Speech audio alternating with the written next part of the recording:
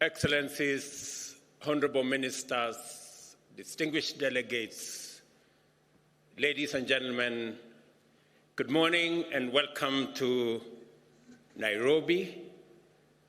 It's called the Green City in the Sun. Welcome to Kenya and welcome to the Africa Climate Summit. I have welcomed you to this great city on behalf of the people and government of Kenya to this meeting that is co-hosted by the Africa Union and the government of Kenya. Let me give you a bit of information that will make it easy to find your way around. Nairobi is a very interesting city. On one side, there's a full canopy forest, and on the other side, we have a wildlife national park.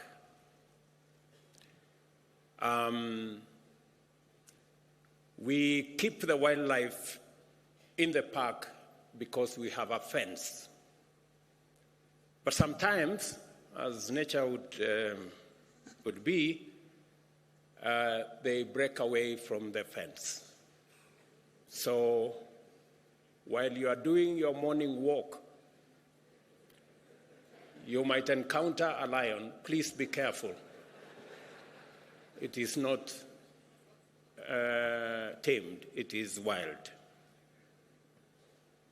Let me also inform you that Nairobi is the home of the United Nations Environmental Programme, the only UN agency headquarters in the global south. So, discussing matters environment, you are in the correct city.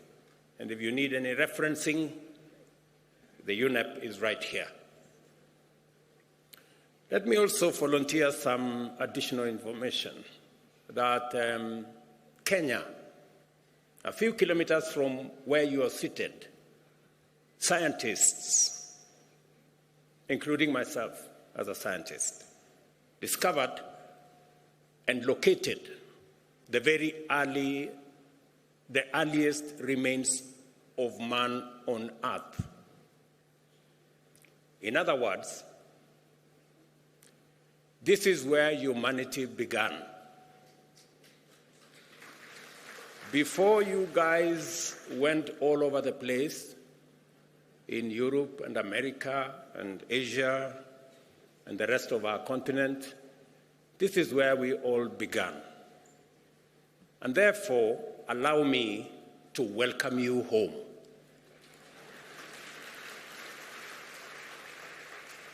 And in a few months, we are having a conversation as Kenyans. In a few months, we are seriously considering abolishing any visa requirement because it is unfair to ask anybody coming home for visa.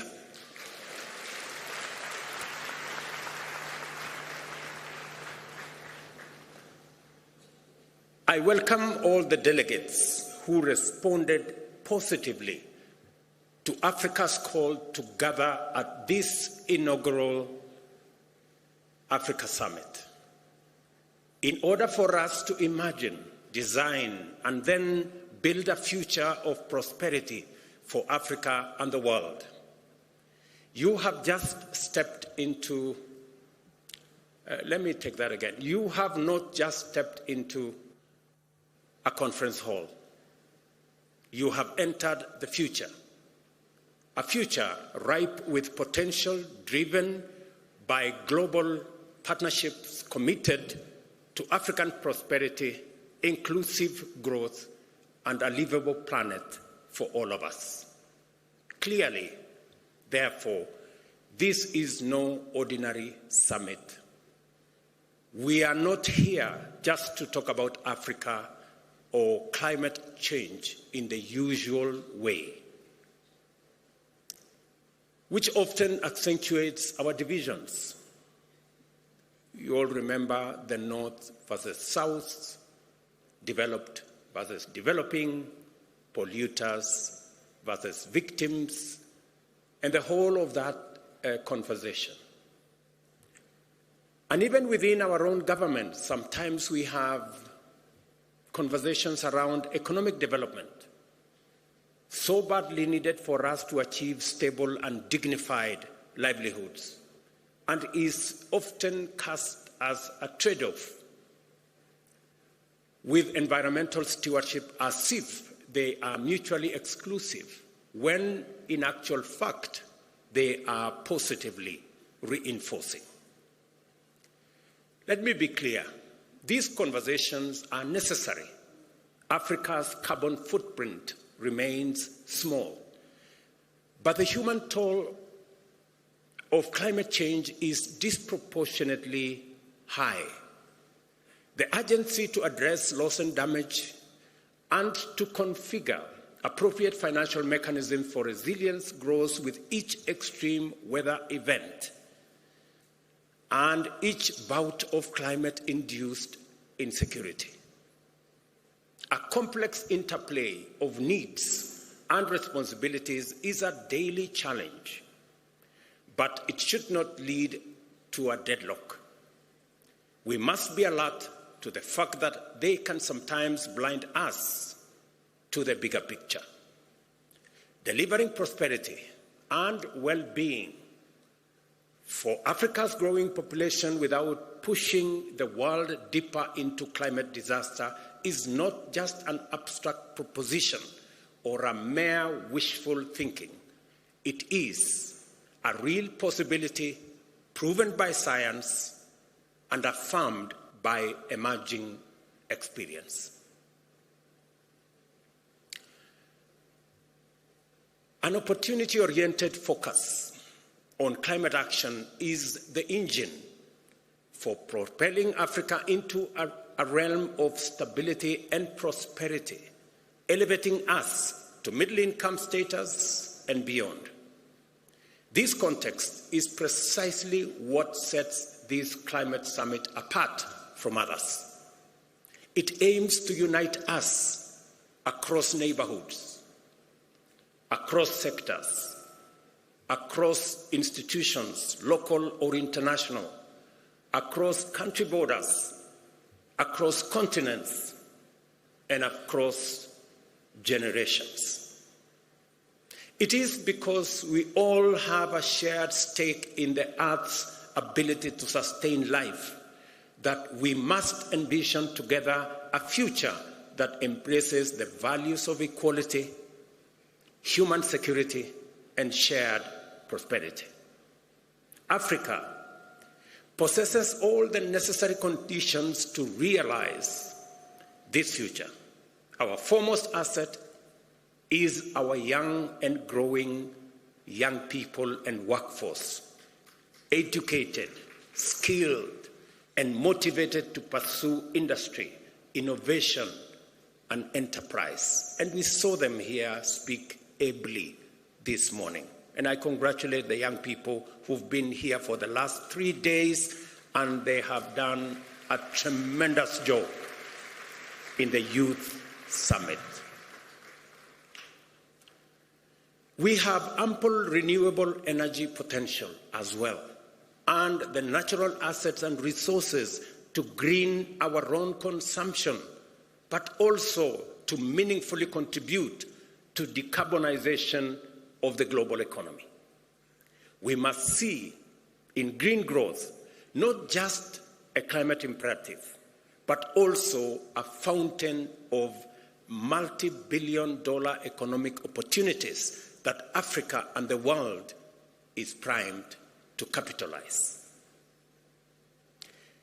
We are brought together by a clear understanding and deep concern about the inadequacy of our present means in terms of institutions and available finances to deal effectively with the magnitude of our collective threat and challenges.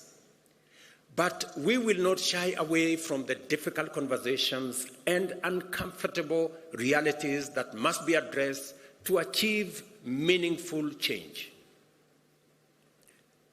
Policy, regulations, taxation, trade, and climate justice will all be scrutinized in national, regional, global contexts.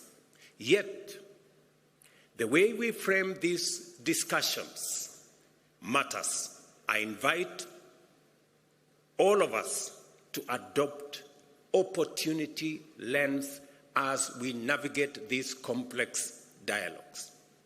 For a very long time, we have looked at this as a problem. It is time we flipped and looked at it from the other side. There are opportunities, immense opportunities as well. And that is why we are not here to catalogue grievances and list problems. We are here to scrutinize ideas, assess perspectives, so that we can unlock solutions. The very format of this summit has been designed to facilitate such engagement. Over the next 3 days, be ready to be challenged in this dynamic ecosystem of dialogue and discovery.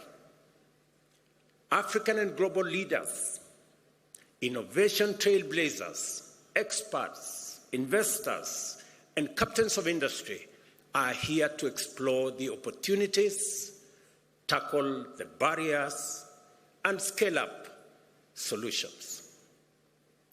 While I cannot encapsulate the breadth and depth of all our program within my opening remarks, allow me to outline the overarching theme, which is the unparalleled opportunity that climate action represents for Africa. As you're aware, the climate conversation began 31 years ago in 1992 in Rio de Janeiro. But this is the first African summit 31 years later. When my colleagues agreed, in the Africa Union that is, agreed to my offer to host this climate summit, it was clear to me that this inaugural summit is going to be the stepping stone to the ultimate resolution of this challenge. The reason why possibly we haven't made much progress is because Africa had not consolidated and assembled its ideas and brought them to the table. I am confident that now going forward, we have all what it takes to create a win-win outcome out of this very intense conversation about climate change. This occasion summons us to contemplate the full range of possibilities that can be unleashed by directing investment and appropriate technology to actualize our continent's abundant resource endowments. Let us look, for example, at food production and the protection and expansion of our invaluable natural carbon sinks, which stand at the intersection of our environment and ecology on one end, and economic opportunities on the other end. Since 1961, Africa has witnessed a 1/3 reduction in agricultural productivity due to climate change, a stark reminder of the urgent need for adaptation. Yet, much of the world is just waking up to the merits of restorative agriculture, a practice that already resonates with African farming practices. By building on the wealth of indigenous knowledge, we can scale enhance, and even monetize our agricultural systems. This enables us to unlock the huge potential in our agricultural land assets, representing 2/3 of the world's uncultivated, underutilized arable land, to feed our growing populations, and to do so in harmony with our invaluable natural carbon sinks. Additionally, the restoration and expansion of Africa's natural carbon sinks are not just an environmental imperative. In fact, they are an unparalleled economic goldmine. They have the potential to absorb millions of tons of CO2 annually, which should translate into billions of dollars if we were living in a fair world, improve livelihoods, and millions of opportunities across this continent. And I was having a conversation yesterday about a banker of one of the big multinational banks, and he was telling me about Africa's GDP. And GDP is about assets. It's about what you have.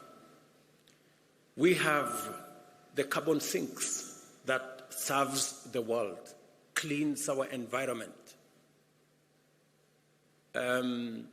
acts as sequestration of carbon that is produced by others. But we get nothing for it. It's not anywhere in our balance sheet. Everybody's assets are in their balance sheet. Some of ours are not in that balance sheet.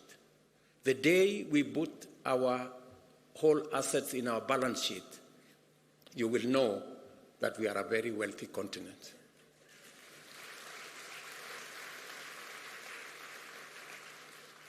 And let me say, we do all that, but it doesn't count for much. But we do it anyway, because we love this world, because it's our home. And that is why the conversation of North versus South must come to an end. Who did what?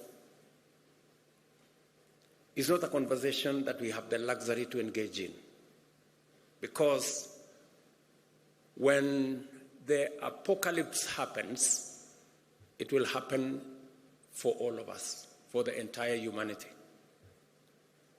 Let me say this. We do this, and all of this comes while safeguarding our biodiversity. We are careful to make sure that that is in place. Our renewable energy resources are not just environmental necessity. They are the ultimate catalyst of radical socio-economic prosperity. They can fuel sustainable development, drive economic growth, create jobs, and also uplift millions from energy poverty, all while reducing our carbon footprint continentally and globally. The possibilities are not just promising, they are transformative. Africa can power all our energy needs with renewable resources. The continent has enough potential to be entirely self-sufficient with the mixture of wind, solar, geothermal, sustainable biomass, and hydropower. In Africa, we can be a green industrial hub that helps other regions achieve their net zero strategies by 2050.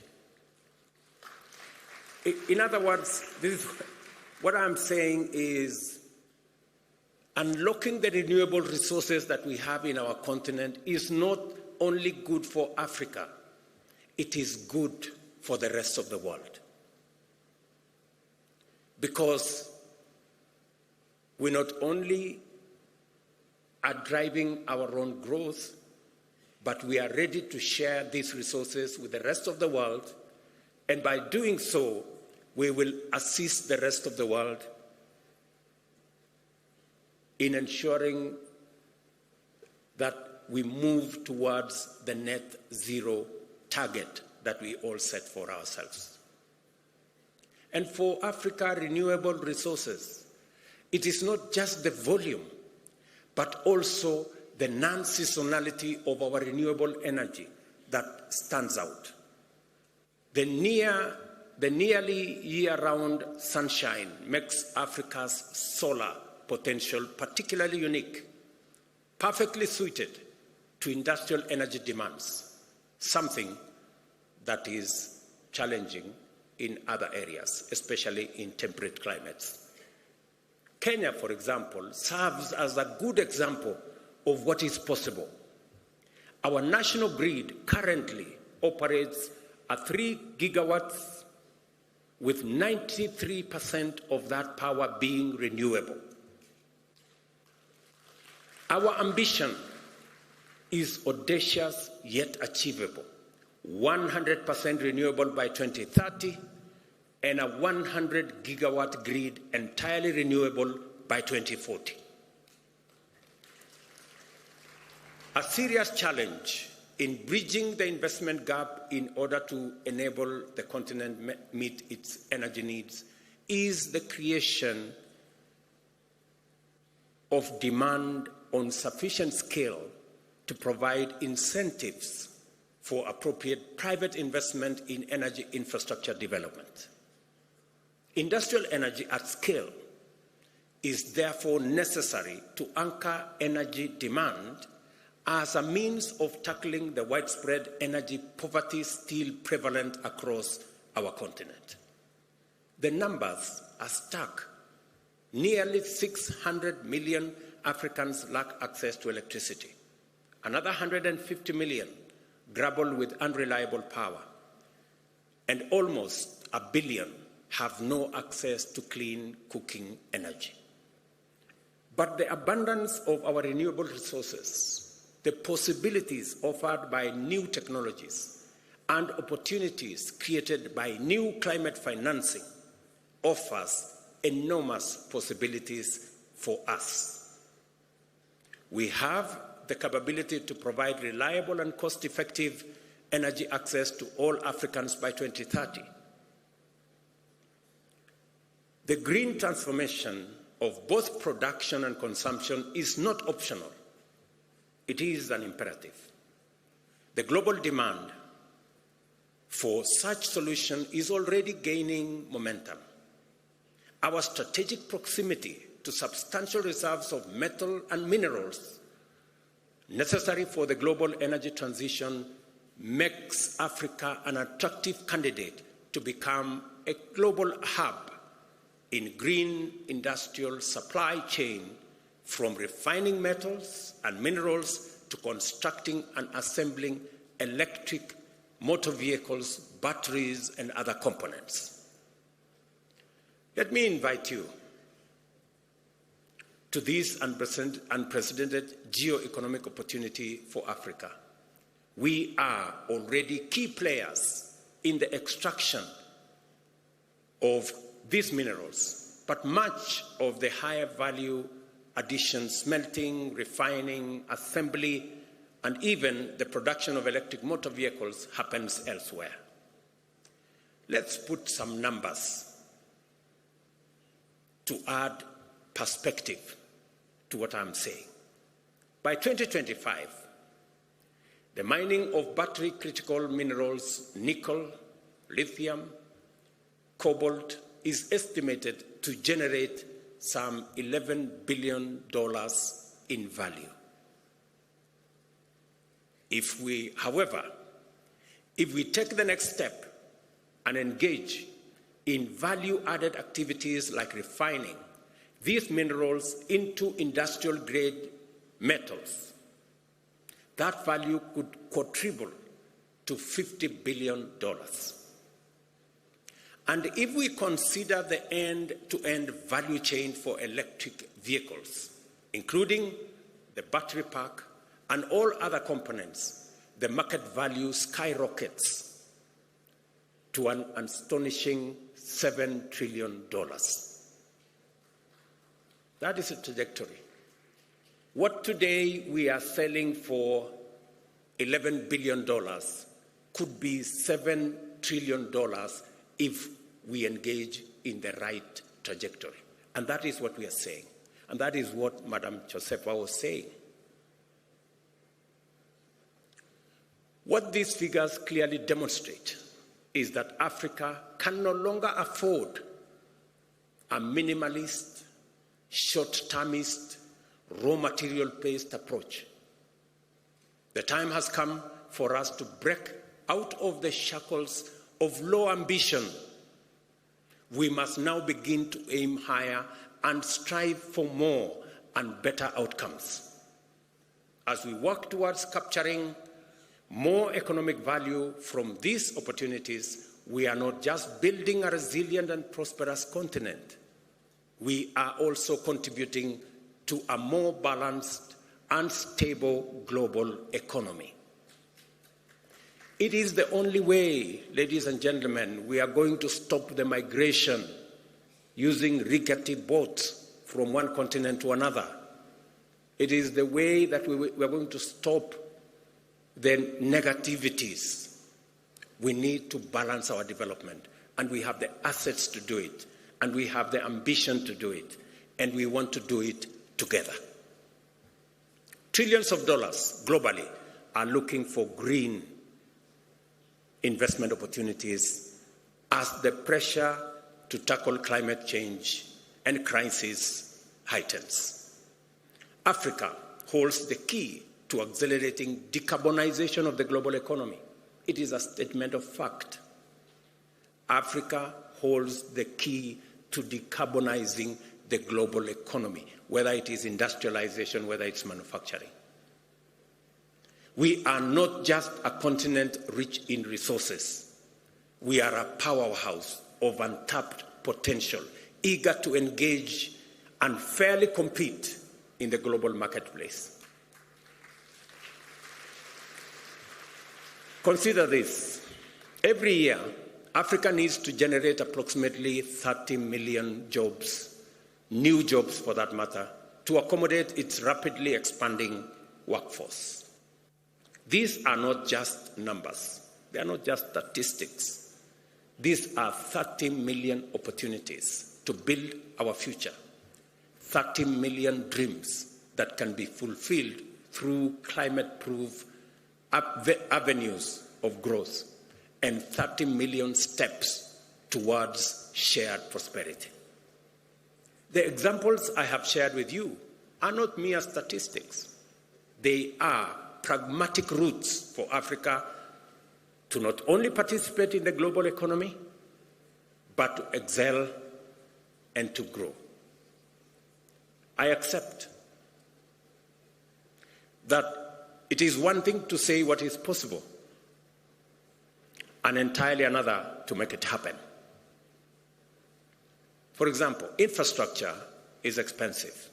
It needs finance and finely tuned policies to attract investors. It needs technical know-how and agile institutions. A major concern that we all know and we all appreciate is cost of capital in Africa, acting as a most prohibitive barrier to our progress. Private investors charge high premiums driven by both real but mostly perceived risks. It is not a secret that we are paying at least 5 times as much as advanced economies to borrow from the financial markets. It's a fact, documented. Like many of us, a few years ago, I would have believed the challenges were too great and the barriers too high. Today, I see them differently, as mere tests of our collective will and ingenuity. We should develop effective policies and regulations that catalyze investment and entrepreneurship and unleash the creativity of local business. We must transform Africa's resource wealth from mere potential into real opportunities by directing large-scale investments that will actualize the possibilities that exist and await our citizens in present and in future generations. Let's make no mistake, however, we have no choice but to approach this colossal task with clear minds and open eyes. A lot needs to happen before Africa can live up to its full potential of providing climate solutions for its citizens and to the entire world.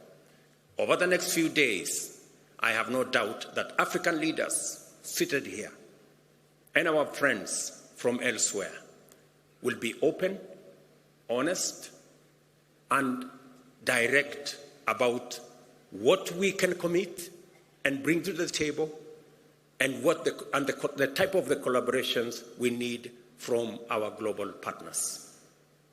My call to everyone present in this historic summit is for us to work together and converge our efforts on African priorities. I urge everyone to make a contribution to our generation's unprecedented and highly consequential endeavor to catalyze climate action in a spirit of candor, collaboration, and courage. Let us imagine a pathway for different financial structures that can deliver on Africa's goals. Let us commit to invest in viable solutions presented by renewable energy, green industrialization, climate-smart agriculture, and nature conservation. I am confident that we are all inspired by the possibilities before us and galvanized by the demands of this critical time to engage productively, collaborate successfully, and conclude the Africa Summit with a Nairobi Declaration on green growth and climate finance agenda that will commit us to pursue a climate-positive path to propel Africa's economy and promote job creation in a manner that limits our emissions and aids global decarbonization efforts. Excellencies, ladies and gentlemen, friends, this summit is a moment to imagine a bold and radically affirmative African future. We are here to envision a continent that links markets and connects resources with demand, unlocking massive economies of scale, a continent that offers an economic backbone for a decarbonized world, a continent that thrives and shapes climate-proof future for all. So, as we immerse ourselves into the array of complex issues during the summit, let us fix our gaze firmly upon the horizon of possibilities. The future is not just something to hope for. Neither is it something to merely wish or wait for. The future is for us to conceptualize and actualize, starting now. That is what we have come to do at the Africa Climate Summit. Welcome to the future, and I thank you.